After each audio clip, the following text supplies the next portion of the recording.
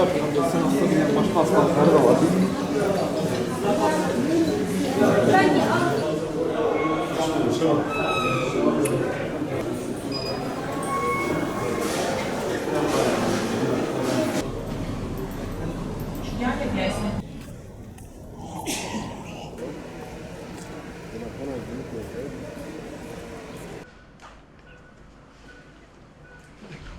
Bir görüntü daha var. Bir görüntü daha var. Bir saniye.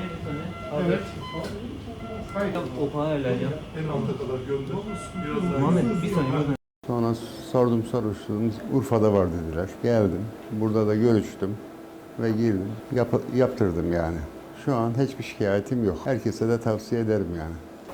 Aort kapak darlığı özellikle 65 yaş üstündeki hastalarda açık kalp cerrahisine gerek duyulmadan sadece anjiyografi yöntemiyle hastalara anestezi işlemi uygulanmadan kapağın değiştirilebildiği bir yöntemdir. Özellikle nefes darlığı olan ve yürürken göğüs ağrısı olan ileri yaşlı insanlarda bu senil dejenerasyona bağlı oluşan bu rahatsızlıkta artık son 15-20 yılda ülkemizde de bu kapaklar anjiyo yöntemiyle değiştirilebilmektedir. Mehmet Akif İnan Eğitim Araştırma Hastanemizde yaklaşık 4 yıldan beri anjiyografi yöntemiyle kapakların değişimini gerçekleştirebilmekteyiz. 67 yaşındaki hastamız göğüs ağrısı ve nefes darlığı şikayetiyle büyük şehirlerde bir hastanede muayene oluyor ve kapağın açık cerrahiyle değiştirilmesi gerektiği söyleniyor. Daha sonra yaptığı araştırmalar sonrası hastanemizde de bu işlemin yapılabildiğini, anjiyo yoluyla da değiştirilebileceğini öğrendikten sonra bize başvurdu.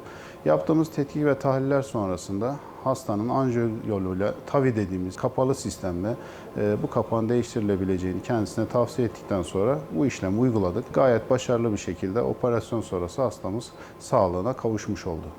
Şanlıurfalı vatandaşlarımızın tüm kardiyolojik işlemlerde kalp kapakçığı olsun, damar tıkanıklıkları olsun, hastanemiz Mehmet Akif İnan'da rahat bir şekilde uygulanabilmekte. Herhangi bir şehir dışına gitme zorunluluğu kalmadığını gönül rahatlığıyla söyleyebiliriz artık.